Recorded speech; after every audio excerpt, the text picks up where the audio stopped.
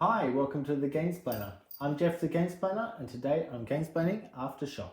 So the game of Aftershock is relatively tricky to describe and to understand without actually playing the game.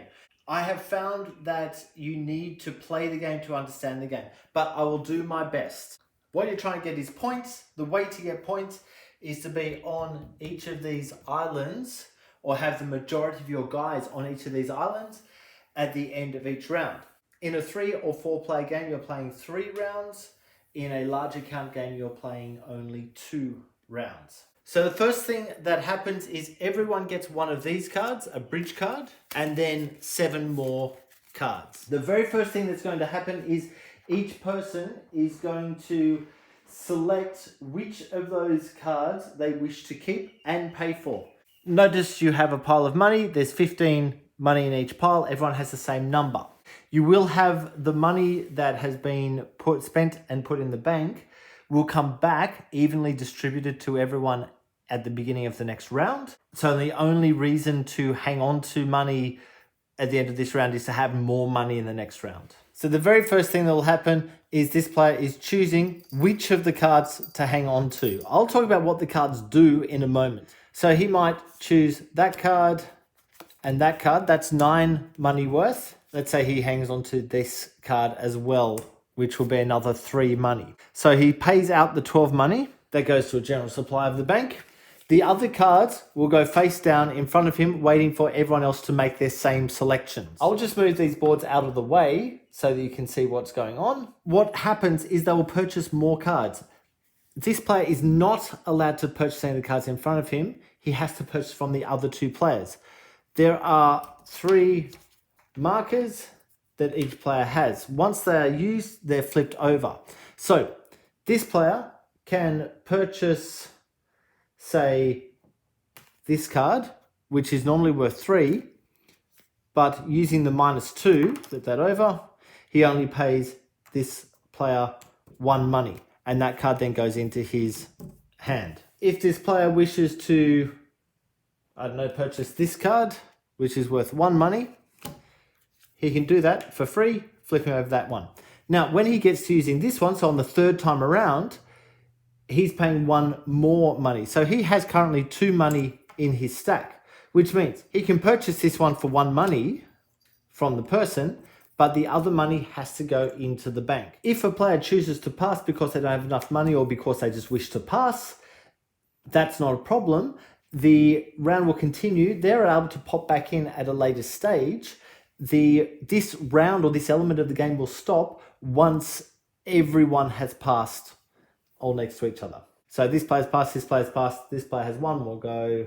Okay, so all the money has been spent and all the areas purchased. These cards that have been left over that haven't been purchased go to the discard pile or back onto the deck. That whole deck is going to get shuffled before the next round. So everything can just get thrown back onto the deck. What now happens is each of the cards that has a location will get the number of meeples onto that location. So this one is going to throw 2 meeples. Once that has happened, everyone reveals these other cards. And what they're going to do is place a meeple and a bridge and also an influence if they have influence cards. If they have Aftershock cards, you're finding the matching Aftershock marker. They all get discarded. Now, this is in secret from the other players. What you're going to do is you're going to elect where to put the bridge from. Looking around the board, it's probably worth his while to throw in a bridge from that spot. So he will throw that onto his board. This stays off the board for the moment. If you have an Aftershock marker, you'll also elect where your Aftershock is going to happen. Now, in turn order, so if blue's the first player, you remove the screen and show that you're putting a bridge in from wherever you're putting the bridge. The meeple goes into the location and build a bridge. The number of spaces shows you how many pieces are going to go into that bridge. So in this case, 5. And on your track, you add up to the 5. There's a reason for that in a moment. We'll get to that as we do. Then the next person reveals, they build their bridge and put their meeple in. You see he has an aftershock to happen up in that top corner. That doesn't happen just yet.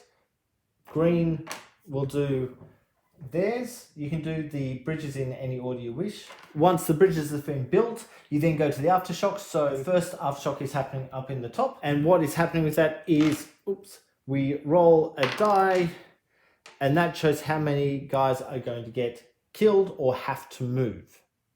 You had a +2 or a +1, that would be added onto the die roll. So this die only goes up to 3, by the way. So 2 of them would have to be moved. White who's done the roll, so it's going to be blue that has to lose them. If there was a bridge, he would be able to use the bridge or pay to use someone else's bridge. It costs $1 or one of these dollars, whatever currency you're talking in, per bridge used. But there are no bridges off that particular island. So that one's been used. We now come up to this one, who also has an aftershock, which will happen here, and he's going to lose 3 of the guys. So it'll be white and 2 blue need to make their way off the island. Blue is going to come his way across to there. He's got a bridge that's in blue, so he doesn't have to pay for it. White doesn't have any money, so he can't pay to get off that island. If blue wished to go that way with one of his guys, he could spend 1 money over to green in order to be able to do that. In fact, that might be worth his while to do it. White can't get off the island, so he just loses his guy. We then go to scoring. Scoring is really interesting because everyone has 4 markers. This is all going to happen behind the screen. The score for each island is on these signs that come off the island. So in order for one of the islands to get scored, it needs to have markers, but it needs to actually have 2 markers from different players. So I'm only able to put 1 marker on each spot. Notice that this one will score even if there's only 1 marker, because the plus face is basically the game adding a thing to it. Other spots that would be worth blue scoring would be that one, probably that one, and that one. Now with this marker, he can add that to any of the spots. He doesn't need to add to this one because it's going to get scored anyway. So it would be worth his while to put there because no one else is going to choose that one. Everyone else does the same behind their markers, behind their screens. Okay, we now reveal what everyone's scoring and we work our way through. So the top left is being scored by 2 of them, so it does get scored. They both have the same number of guys. So what happens is the top 2 get added together, which is 16, and they both score 8 points.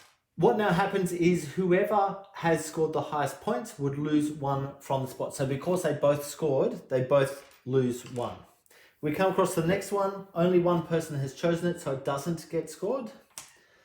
The next one has 2 players and that marker, so it would score anyway, even if only the 1 player went after it, which is this one. So blue is getting 6 points and loses the marker. This one is getting scored by both, but it only needed 1 person because it's got that. So once again, blue is getting 4 points and lose that.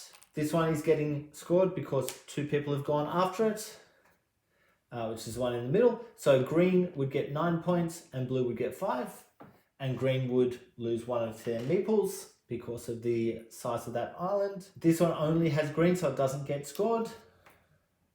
And the last one has 3 because of this. So that does get scored, and white will get 8 points. Green and blue would go to 7 halves, so 3 points each. White would lose 1 from there. And that is all of that scoring. The only other thing that needs scoring is the bridges. So whoever is highest on this bridge count, so blue's on 3, green is on 4, white is on 5. So white would get 9 more points. White would get 6 points, and green would get 4 points. That's the end of the round, and this is how to play the game. So the next thing you do is just flip them back up so they can be used again. Obviously put the screen back up. Pass this to the next player around. If you're playing a larger player count game, so a 5-player game, it doesn't go to the next player. It goes directly across the board. Or should I say second to left rather than first to the left.